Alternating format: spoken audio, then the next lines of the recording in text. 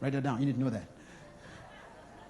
The number one need of a male is sex. I didn't say the number one need of a man, because the man is spirit. A man needs God. But the number one need of a male is sex.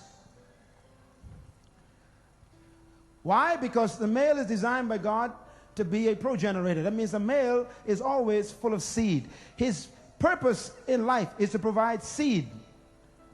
That's why every male right now is carrying 500 million sperms in his loins right now. He's a seed carrier. So his number one purpose in life is to provide the genes or the generations or the generations, the genes for the generations. So a male is designed by God to produce generations. That's why when God wanted to create a nation, he never went to a woman, he went to a man, because a man carries the generations. He said, Abraham, a nation shall come from you, and Sarah will incubate the nation. So the man needs sex. The man doesn't want sex, he needs sex. Say he needs it. Men don't want sex, they need sex. A need is something that helps you function. A car doesn't want gasoline, it needs gasoline. If you don't have gasoline in the car, it stops functioning. A need is not a want. Men do not want sex, they need sex. Don't look at me so funny, lady. Say hallelujah anyhow.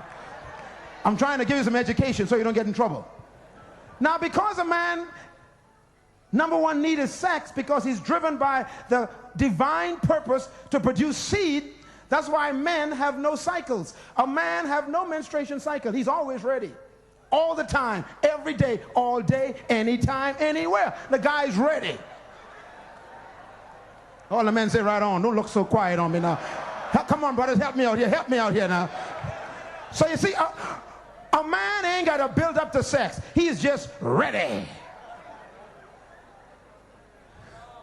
And he ain't got no cycle. So he's ready even when you are not ready.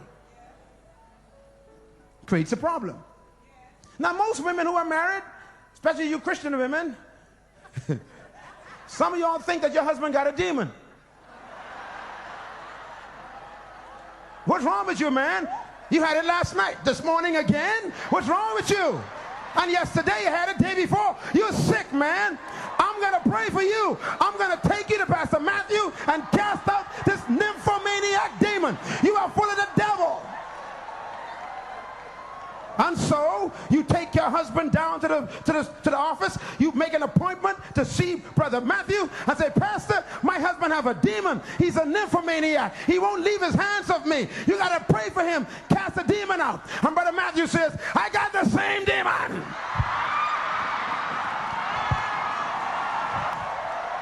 Can I hear an amen, brothers? Come on, Brother Matthew, help me out here. Amen, brother. That ain't no demon. All the men say amen. All the men say leave the demon alone.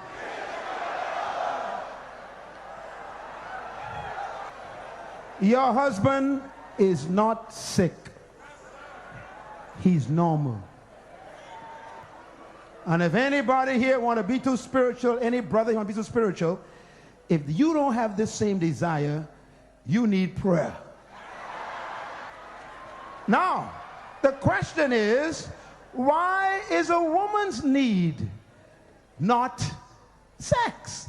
A woman's number one need is not sex. Now, she likes sex. Sex is good for a woman, and she enjoys it. But it's not her motivational need. A woman's number one need is not sex. Write it down. Her number one need is affection. Affection is not sex, brothers. As a matter of fact, sex is the result of affection to a woman. If you give her affection, you'll get your need met. Now, some of you ladies need some help. You go to bed in the night, you got on all this clothes, socks, long mitten dress, tam on your head, you got wrapped up all around your body. The guy got to fight to find something. I mean, you got to stop this. All the men are shouting now, boy. Ladies, you want to be a good wife? Make it easy. Go with nothing on. Say, good night, baby. Come on to bed. I'm talking to wives now. If you ain't married, this ain't for you.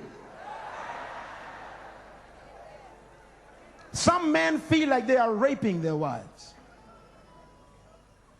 Ladies, you ever wonder why Paul says, your body's not your own? Because sometimes you don't feel like it. The problem is he always feels like it. Now, women have 4 seasons: summer, winter, autumn, and spring. So men, you got to be